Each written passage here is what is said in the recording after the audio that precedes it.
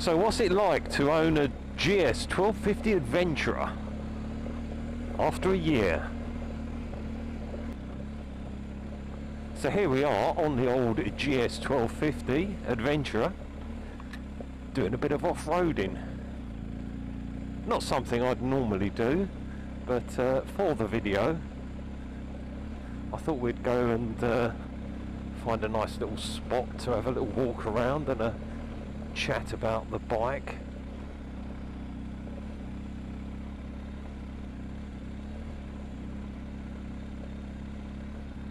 Quite muddy down here, isn't it? We don't want to get the old girl too dirty.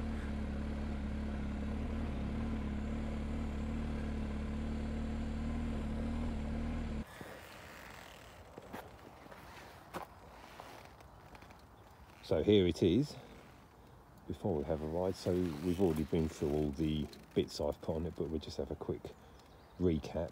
We've got the Aquapovic exhaust, that's a Euro 3 one, where you can actually take the inserts out, which is good. Got the old top box. Touratech tool case, which is really handy for carrying pump, punch repair kits and tool kit. Now, I'm not sure if I've talked about this. We've put the TFT guard on there to stop people nicking them, because they seem to steal them and then sell them on eBay. Got the Givy handguard extensions, which are quite good in the rain. Headlamp guard. Front mudguard extension, stops all the crap going over the front of the engine, and mud sling on the back. And of course the old Optimate, and some tank protectors there. Also 40mm handlebar risers. Probably would go for 30, but I had those ones from the older 1200 LC GS.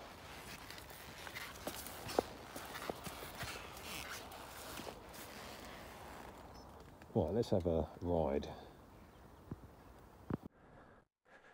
It's not going to be easy. I've got to turn around now, haven't I?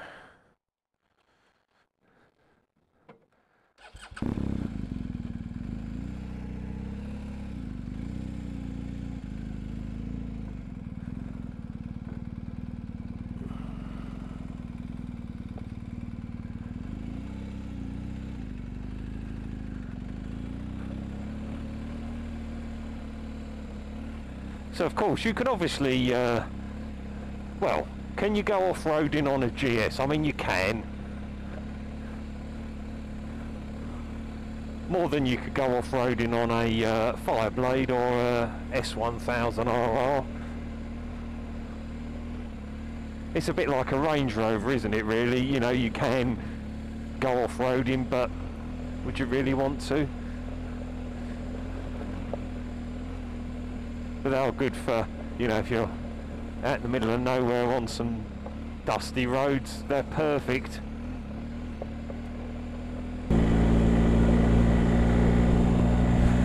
So what's it like to live with the GS after a year? I have no complaints.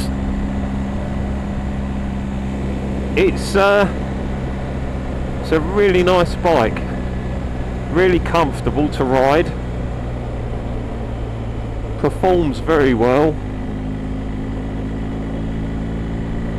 What more could you want?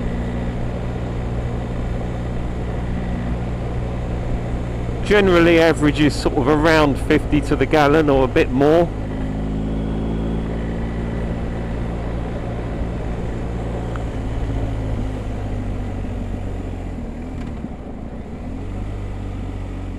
Plenty of performance, really does go well. The new 1250 engine's just so flexible.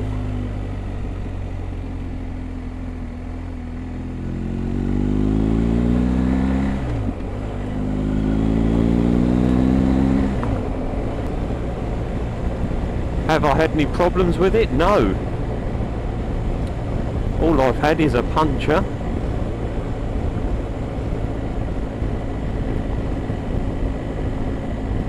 It's just had its yearly service, which wasn't a big one, as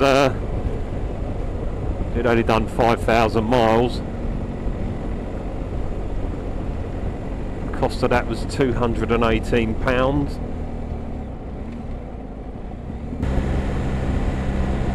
It's just such a usable bike. That's what I like about it. It's just so nice to ride.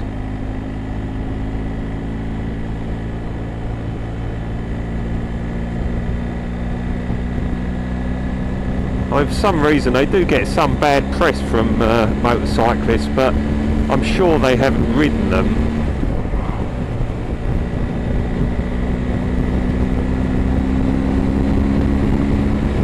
I mean, they're a big bike. They are physically big, so if you're really small you will struggle with it, although they do a low version, but they are a big old bike.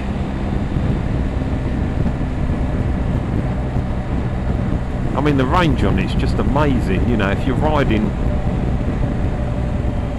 sort of doing a bit of touring and not nailing the old girl, you should get sort of the best part of 400 miles out of a tank on the Adventurer.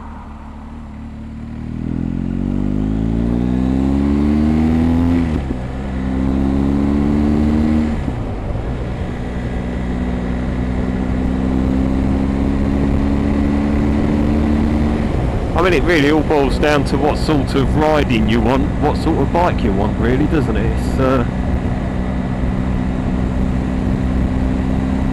It's all it is. I love sports bikes. I love the look of them, but I do get so uncomfortable when I'm riding anything with low bars. Always have done, right from when I first started motorcycling.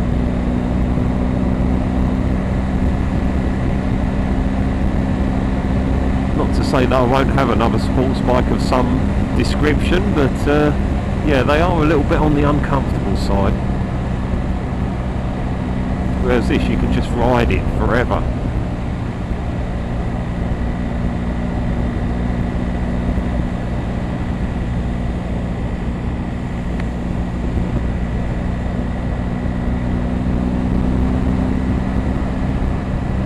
Are there any dislikes?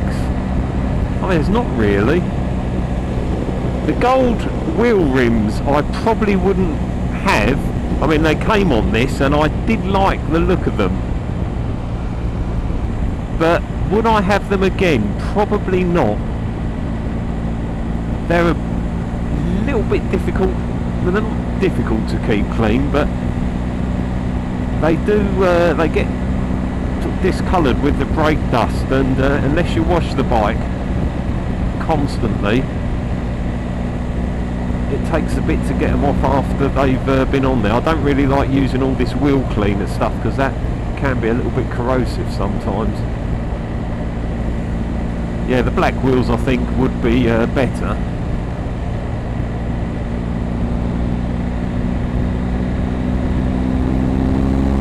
It's just so gutsy.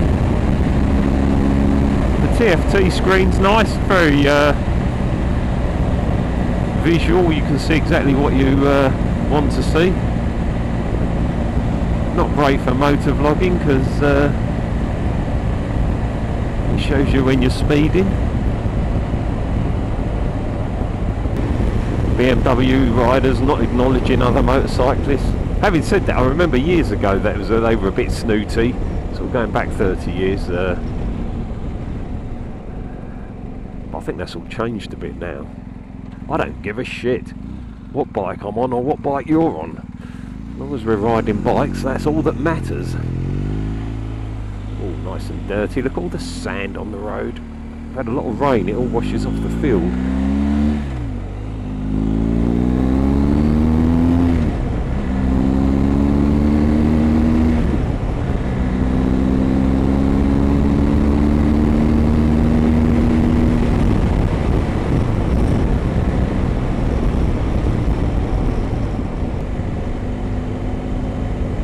We're doing okay on the tyres at the moment. They haven't squared off, and so we've sort of just around the 5,000 mile mark. They are quite noisy. I need to look at what tyres to get next time. I mean, I can just get a road tyre because I don't really do anything off-road or on tracks or anything, so I think I put Pilot Sports on the last GS.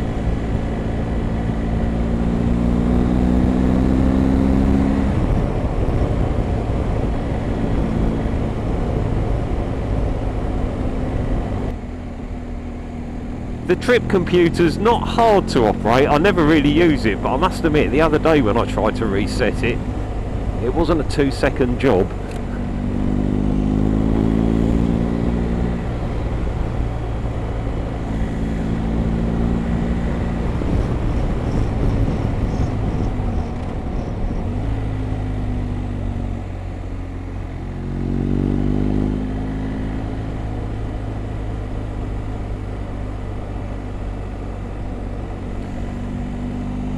I suppose one downside to this is a big bike, and when it's full of petrol it's fairly top heavy. Always get a big grand house. Look at that. How nice is that? That is really nice.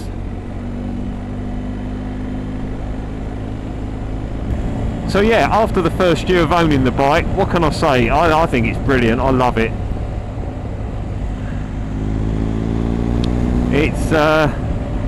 It's got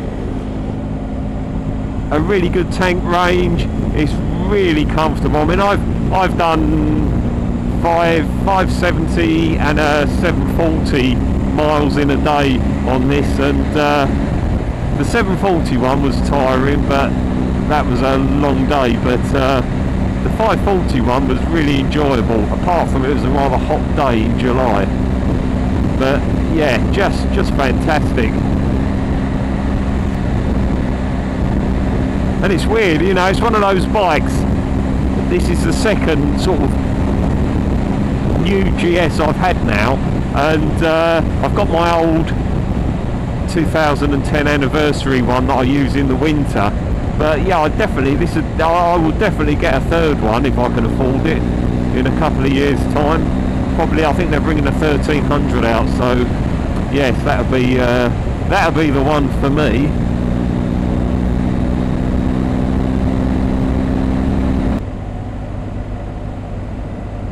So thanks for watching, and we'll see you on the next one.